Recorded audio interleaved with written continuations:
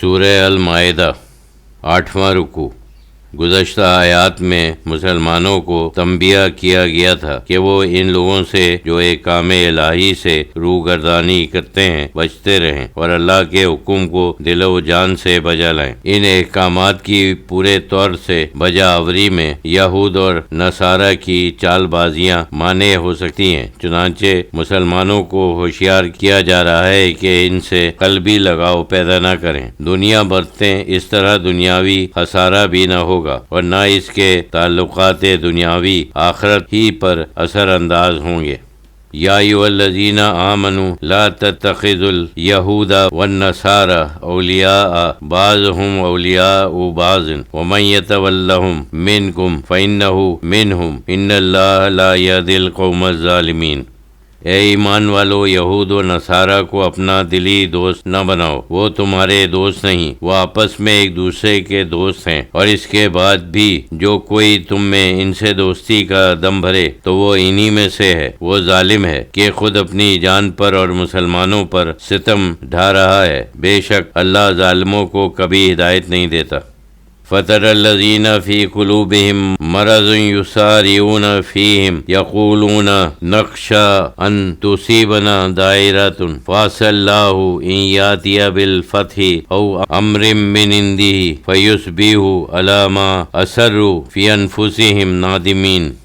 پس ہے رسول، آپ ان لوگوں کو جن کے دلوں میں نفاق، بغض اور حسد کی بیماری ہے دیکھیں گے کہ ان یہود اور نصارہ سے کیسے دوڑ کر ملتے ہیں، پھر اپنے نفس کو اور دوسرے لوگوں کو یوں دھوکہ دیتے ہیں اور کہتے ہیں کہ ہم کو ڈر ہے کہ کہیں اگر ہم ان یہود سے الگ رہیں تو کسی گردش میں نہ جائیں۔ یہی تو قحط اور مصیبت میں ہمارے ساہوکار ہیں۔ پس وہ وقت قریب ہے کہ اللہ فتح بھیجے، مسلمانوں کو فتح یاب کرے، یا کوئی اور بات اپنے یہاں سے ان کے مناسب حال نازل فرما دے تو یہ منافق اپنے دل کی باتوں پر جنہیں پوشیدہ رکھا تھا پچھتاتے رہ جائیں۔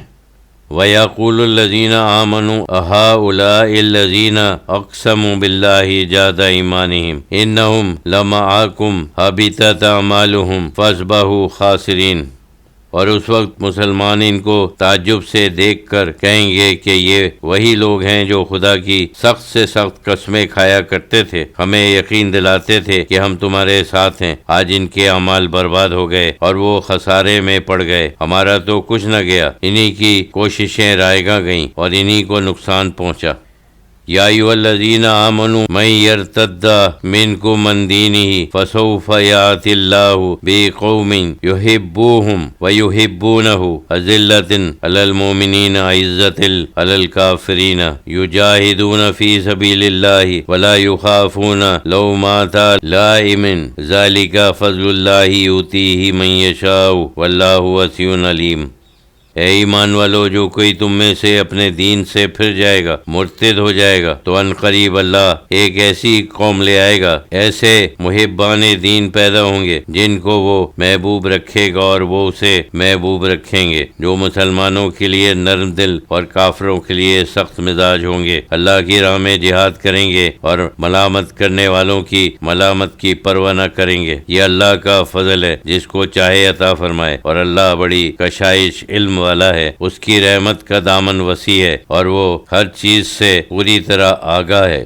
یعنی مسلمانوں، تمہارے دوست یہود اور نصارہ نہیں۔